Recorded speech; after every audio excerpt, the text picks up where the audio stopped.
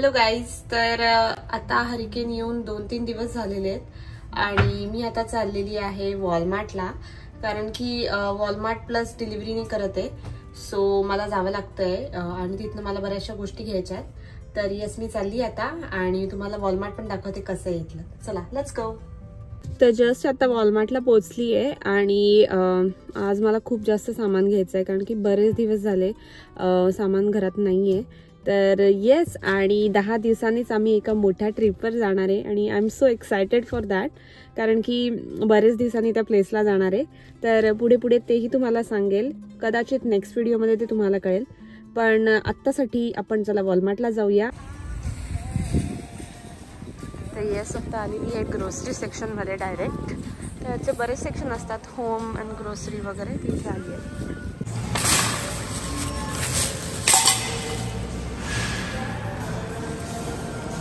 इथे असे पम्पकिन्स पण आलेत खूप छान, कारण की आता हॅलोवीन येणार आहे. जड आहेत हे चांगलेच.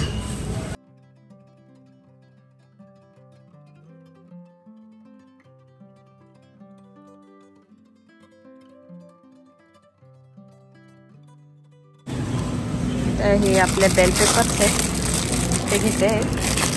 केक सेक्शन आहे.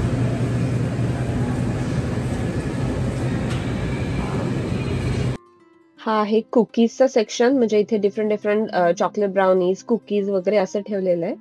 आणि मी व्हेजिटेबल सेक्शन मधनं फ्रेश पालक घेतलेला आहे. आणि हा आहे इथला ग्रीन व्हेजिटेबल सेक्शन, बराच मोठा आहे.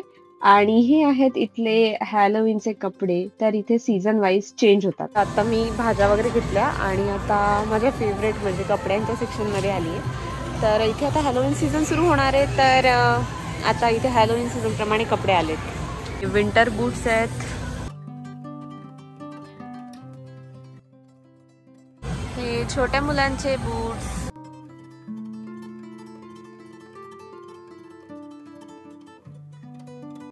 तर इथे तुम्ही माझ्या मागे बघू शकता बॅग्सचं कलेक्शन आहेत, हँड बॅग्स वगैरे, नंतर पाठीच्या ज्या बॅग असतात त्या.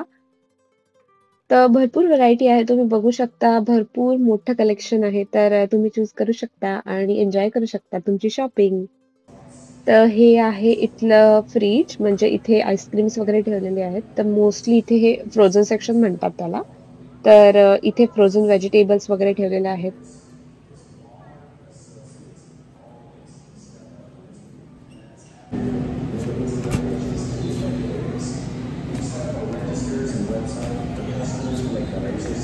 तर व्हेजिटेबल्स घेऊन मी चालली होती चॉकलेट सेक्शनला, कारण की मला काही चॉकलेट्स घ्यायचे होते.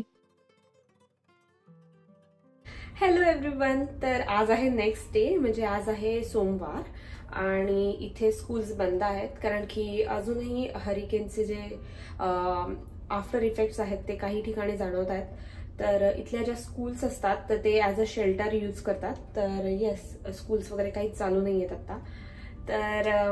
तर जसं की सगळे लोक घरी आहेत, म्हणजे यश आणि माझा मुलगा घरी आहे, तर त्यांनी डिमांड केली की आज पुरणपोळी बनव. मी आज पुरणपोळी बनवते.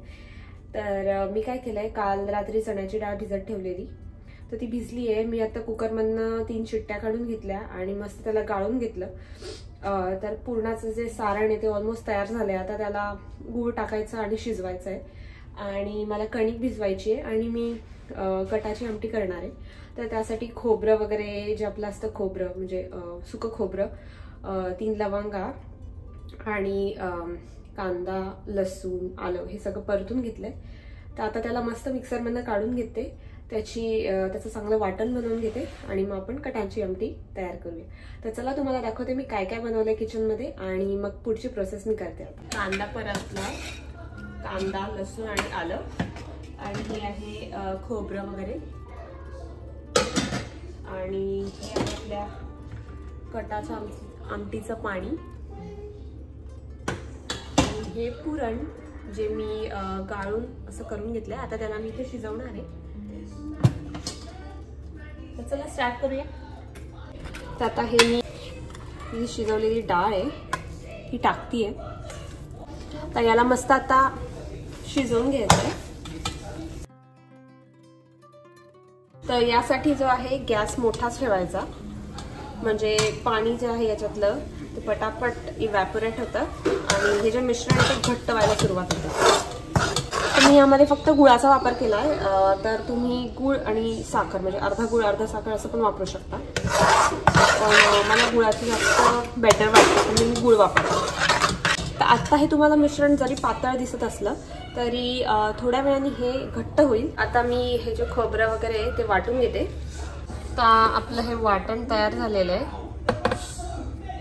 आता मी तेल तापत ठेवलेलं आहे आणि इथे बघा माझं हे पुरण आहे ना ऑलमोस्ट घट्ट व्हायला लागलंय. बऱ्यापैकी घट्ट झालंय मगापेक्षा. तर अजून एक 5 ते 10 मिनिटं थोडंसं गॅस वाढवून मी त्याला शिजवून घेते. म्हणजे मग ते थोडंसं घट्ट होईल. अति घट्ट पण व्हायला नको आणि अति पातळ पण व्हायला नको, नाहीतर मग पुरणपोळ्या करताना ते फुटतात.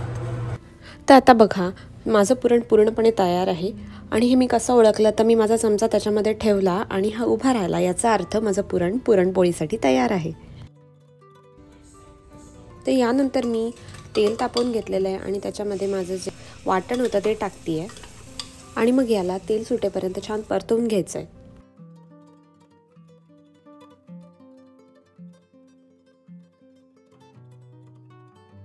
तर याच्यामध्ये आता जायफळ आणि वेलची पूड घालतात, पण आता माझ्याकडे वेलची पूडच आहे तर मी आता वेलची पूड घालते.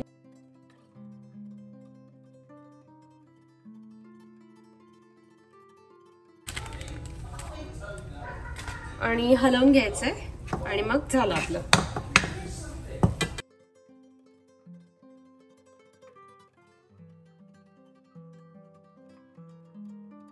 तर आमटीच्या सारणामध्ये धणे पावडर आणि लाल तिखट आणि हळद टाकून त्याला थोडंसं मिक्स करून घेतलं आणि मी याच्यामध्ये थोडासा कांदा लसूण मसाला पण ॲड केला आहे चवीसाठी. आणि यानंतर मिश्रणाला चांगलं मिक्स करून घेतलं आणि त्याच्यामध्ये पुरणाचं जे पाणी उरलेलं होतं ते ॲड केलं.